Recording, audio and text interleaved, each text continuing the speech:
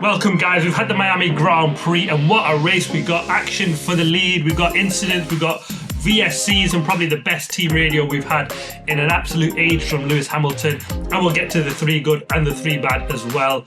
Let's take a look. Let's get a quick run through of the race. We got action as we expected right up at the front. Max Verstappen, Lando Norris side by side. We get blistering action always, and we got it right at the beginning. Turn 1, Max Verstappen locked up, went wide. Lando Norris got a great run around the outside, and he probably... People might ask, should he have done that move there or yielded? Bit like Kimi Antonelli did in the sprint race, should he have yielded? But when you're that close side by side and you've got a chance, you kind of got to take it. Max Verstappen was always going to run him wide.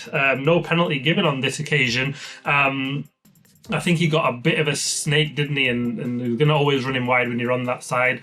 Lando Norris just sort of said it's just what you expect from Max in the end, isn't it? But yeah, it cost Norris a good 4 places, didn't he? Dropped down to P6. And was that his race there made it an awfully difficult, although he did close up and he made hard work of getting past Verstappen, which ultimately I think cost him potentially a race win or seeing the 2 McLarens battle up at the front. We got the incident, we got Jack Doohan, Liam Lawson taking each other out. It looked like just a racing incident at turn 1. We've seen this often. Jack Doohan absolutely had nowhere to go. He was pretty much just had one wheel on the track, all over the curb to try and leave space for Lawson. Yeah, it just looked like an racing incident for me, but both went out eventually. Doohan on lap 1, which caused the first VSC. We got the race started again in lap 3. Oscar Piastri made a decisive move on Kimi Antonelli, which was crucial for him, and then he was right up on the back of Max Verstappen, and then when he got there, it was a great move from him. And we got Carlos Sainz and the Alex Albon battle, and them two were hammer and tongs throughout most of that race. Brilliant racing from the Williams. It was great to see them just being able to race, the pair of them. We got the Fernando Alonso spin. That car just looks an absolute dog, doesn't it, for most of the race. We then got the Jack Doohan puncture, lap 29, and he went out. We then got the Ollie Behrman spin as well. Looked like his engine went, that caused a VSC. And then we got the late one of Gabby Bortoleto, who was complaining of PU issues, and that finally went bang, and that went out for him. Lap 14 we got, from about lap 11, wasn't it really? We got brilliant action. Oscar Piastri, Max Verstappen. Piastri was all over him, but he made the move decisive and clean. 2 or 3 laps, didn't lose an awful lot of time. Although Lando Norris was, as soon as Piastri made the move, right in the DRS of Max Verstappen, but he took that long that Piastri made a 9-second lead on Norris by the time he made that move go through. I mean, lap 15 in 3 laps really. So I can't say Norris made too much of it, because it took Piastri 2 or 3 laps to get past Max Verstappen as well, but just the pace drop off from Norris, from Verstappen, was so much that, you know, Piastri could make such a huge lead that by the time Norris got past, he had a massive amount of work to do. 9 seconds. I mean, maybe cut it down to just about 4, just under 4 seconds at one point, but it just was so much to do that it looked like Piastri was just really managing from there. We got Hamilton getting the pass on Ocon finally on lap 23. Hamilton pit under the VSC 29. It came out perfectly for him. That he made a good couple of places and was right up behind Charles Leclerc. And then we got the brilliant radio of Hamilton just getting right up behind Charles Leclerc, and they should have just let Hamilton through to try and get him to close up on that Mercedes of Kimi Antonelli up ahead of him. They took 2 or 3 laps. By that time, I think the tyres just overheated a bit. And then when he did get past Leclerc's harder tyres were better because he had a decent amount of run to go through. That eventually it was, you know, the other way around, where they then asked Hamilton to swap positions back. You know, Hamilton saying, you know, in the first instance, you want to have a cup of tea before you make this decision. Absolutely brilliant team radio. And then once they did the re-swap around, they just gave a time of saying, look, Carlos Sainz is 1.4 seconds behind, and he was like, well, do you want me to let this guy through as well. I've not seen Hamilton that animated and that annoyed at the team over the radio in an absolute age. I think when it comes to Mercedes, they were very, very clear and cutthroat on these decisions, and we still get this sort of dithering that we see with Ferrari, and Lewis Hamilton not happy with that at all. We got that massive dive bomb on Carlos Sainz on Lewis Hamilton right at the end. Hamilton just 0.3 of a second ahead of Carlos Sainz in the end. We got Albon passing Kimi Antonelli for P5, which was a brilliant move from Alex Albon earlier in that point. Carlos Sainz got past Charles Leclerc, didn't he, well at one point, and then once Leclerc passed Sainz, Hamilton followed him through by a couple of laps for Sainz there, really, because that Williams looked absolutely fantastic. Let's get to the 3 good and the 3 bad. And the 3 good, the first of that, Oscar, the man Piastri, has done it again. He was absolutely mega. What a drive. Clinical move on Kimi Antonelli, and then when he got to Max Verstappen, it just looked like he was more cleaner getting past Max Verstappen than Lando Norris was, even though it took him still about 2 odd laps behind Verstappen to make that move, whereas Norris it took 3. Just looked a lot cleaner when Piastri made that move. He's such a silent assassin, and then that crucial big gap what he made of 9 seconds, which really bought him that win there. My driver of the day, because it was an absolutely fantastic drive from him to go away.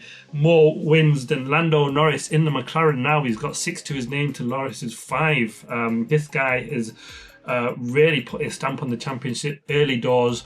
3 wins for him this season. Will we see the Lewis Hamilton Nico Rosberg battle that we saw for the 2 Mercedes out front? I mean, the domination of the McLarens this weekend, we've not seen it all season. They're comfortably 30 seconds ahead of 3rd place. They look the car to beat here this weekend. How will they fare in Imola? It looks like it'll be the same again next time out, but because that's a massive gap for anybody to close quickly, or is it just really just track specific? Because we've not seen that kind of gap all season. Let's hope it is just something that's track specific and we get the brilliant action that we've had so far this season. The second of the 3 good, I'm going for George Russell. Does it again, a podium place. The VSC was timed absolutely perfect for him, and he made brilliant on that. Got past Max Verstappen just about, kept ahead of him then. Looked like he made a good 3 or 4 second gap to Max Verstappen, but then Verstappen was coming back at him, but managed to just keep that back gap just out of the DRS zone, about 1.5 seconds to Max Verstappen, and a brilliant P3 result, because the Mercedes, although look better this weekend, especially 1 lap in the race pace though, in the early starts of the race, they look absolutely nowhere. George Russell was in 5th, didn't look like he was going to go anywhere. It looked like he'd be beaten by Kimi Antonelli, who got stung by the timing of that VSC, unfortunately for him, but it worked out perfectly for Russell. He picks up another podium. The third of the 3 good, I'm going for Alex Albon, because what a drive, P5.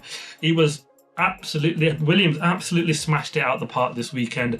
Really, really good points for the team overall. P5 for Albon, good haul of points, and Carlos Sainz in 9th place with a good couple of points from him as well. So Alex Albon drove fantastically well, just 8 seconds behind Max Verstappen in the end, and he was comfortably 7.5 seconds ahead of Kimi Antonelli as well. So an absolute great drive.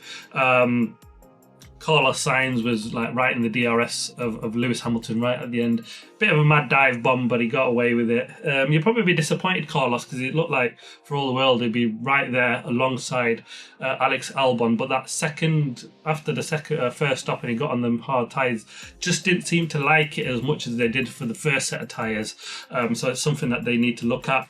Let's get to the 3 bad, and the first of that I'm going for the Aston Martins, because wow, they were absolutely shocking. Fernando Alonso probably had one of his worst weekends I've seen for a long time. Mistakes, he crashed in sprint.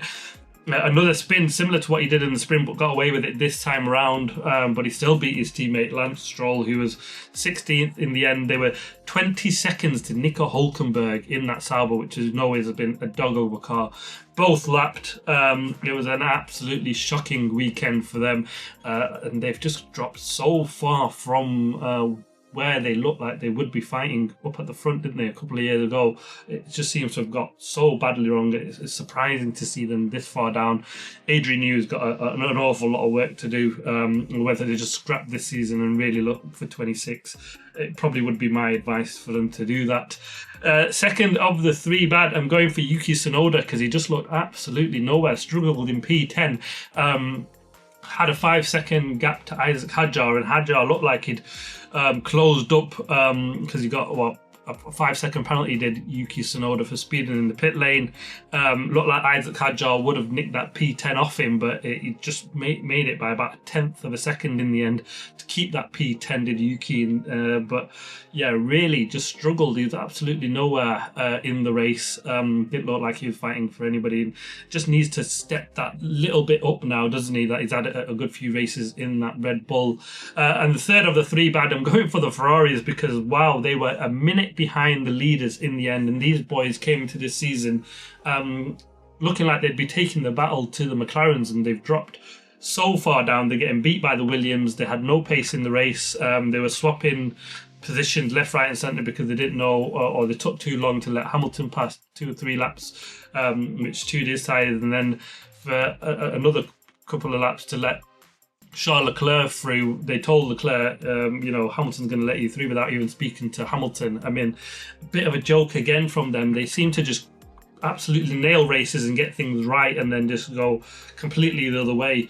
You can understand Lewis Hamilton being so annoyed, and Charles Leclerc on his part, because he got to 1.5 seconds behind Kimi Antonelli, and did he just lose too much time behind Lewis Hamilton in the end? Because it looked like Kimi Antonelli was there for the taking, but the teamwork and all that just really didn't come together. They both kind of held each other up at wrong points in the race, which is a real shame for them. But Imola can't, and the big upgrades can't come soon enough for them. But what a brilliant race we had. Watch out for the driver ratings video coming soon.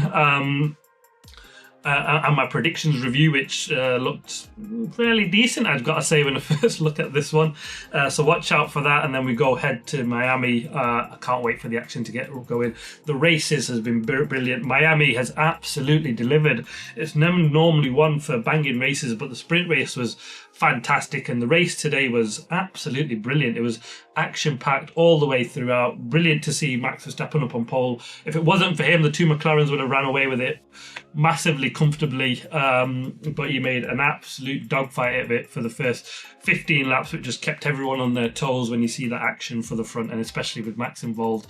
He loves to fight hard, and I love how he just did that for every corner, every inch of the track he does that, and that's why he's a 4-time world champion. So brilliant drive from Oscar Piastri in the end. 3 wins on the trot is absolutely mega from Piastri. He's gone up so many levels on so many people's estimations, hasn't he? It just didn't look like he was going to be the man for the championship, but he's really turned it around.